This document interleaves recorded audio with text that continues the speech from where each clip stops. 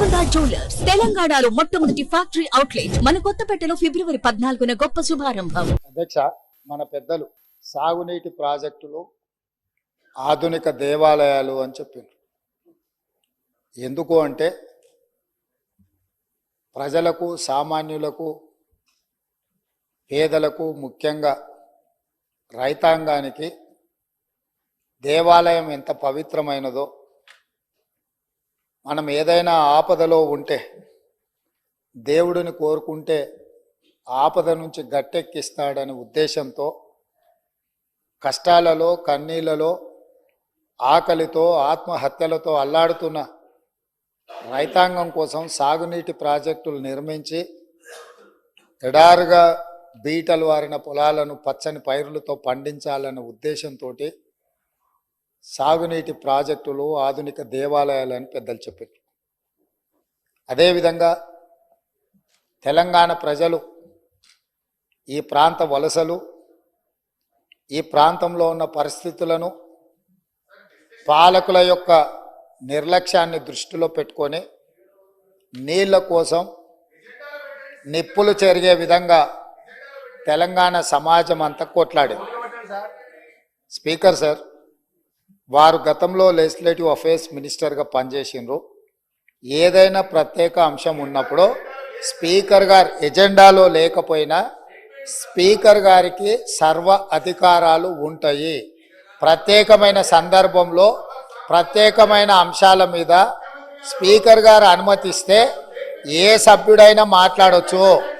ఒకవేళ ఆ సభ్యులు మాట్లాడదలుచుకుంటే, ఒకవేళ తమరు అనుమతిస్తే మిగతా సభ్యులకు ఎవరికి కూడా అభ్యంతరం లేదు.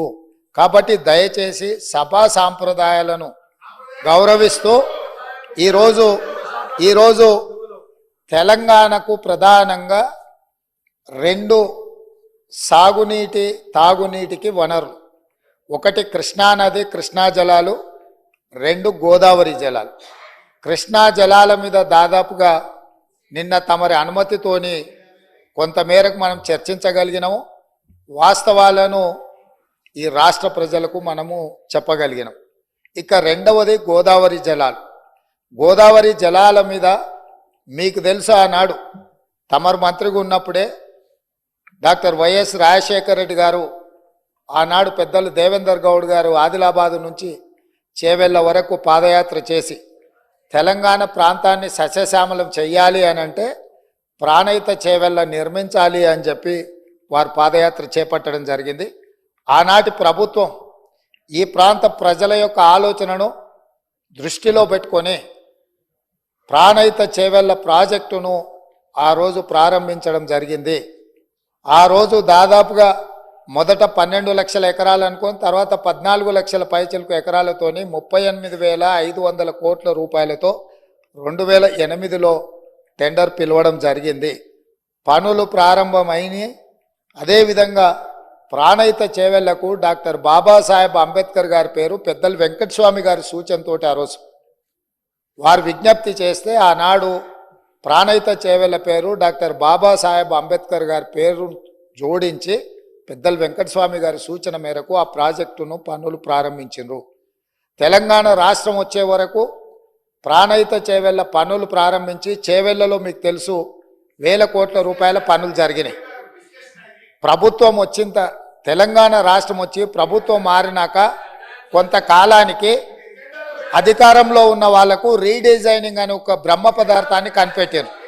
ఆ బ్రహ్మ పదార్థంతోనే తుమ్మిడిహెట్టి దగ్గర నిర్మించాల్సిన ప్రాజెక్టును వివిధ మార్పులకు, చేర్పులకు దారితీసి చివరికి మేడిగడ్డ, అన్నారము, సుందిల్ల ఇక్కడ బ్యారేజీలు కట్టి మేడిగడ్డ నుంచి లిఫ్ట్ చేసి అన్నారంలో పోస్తాం, అన్నారంలో నుంచి లిఫ్ట్ చేసి సుందిల్లలో పోస్తాం, సుందిల్లలో నుంచి నీళ్లు లిఫ్ట్ చేసి మిడ్మానేర్లో పోస్తాం, అక్కడి నుంచి మిగతా ప్రాంతాలకు నీటిని తరలిస్తామని చెప్పి ప్రాజెక్టు రీడిజైనింగ్ అని ఒక బ్రహ్మ పదార్థాన్ని కనిపెట్టి 38,500 కోట్ల రూపాయల అంచనాతో ప్రారంభమైన ఈ పనులను 1,47,000 కోట్ల రూపాయలకు పెంచింది అధ్యక్ష.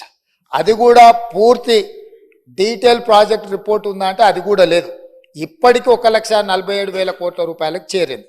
అది ఇంకా భవిష్యత్తులో పూర్తి చేయాలంటే 2.5 లక్షల కోట్లు అయిద్దా ఎంత అయితా ఇంతవరకు అంచనాలు వేయడానికి కూడా సాహసం చేసే పరిస్థితి లేదు. సరే, అంచనాలు ఎట్లా పెంచిండ్రు, ప్రాజెక్టు రీడిజైనింగ్ ఎట్లా చేసిండ్రు, సాంకేతిక పరమైన అంశాలేంది, సాంకేతిక నిపుణులు ఇచ్చిన ప్రాజెక్టు డిజైన్ ఏంది, దాని తర్వాత జరిగిన నిర్మాణం ఏంది, నిర్మాణం తర్వాత జరిగిన నిర్వహణ ఏంది, ఇవన్నీ ఒక్కెత్తైతే ఈరోజు మేడిగడ్డ బ్యారేజ్ అనేది కుంగిపోయింది అధ్యక్ష.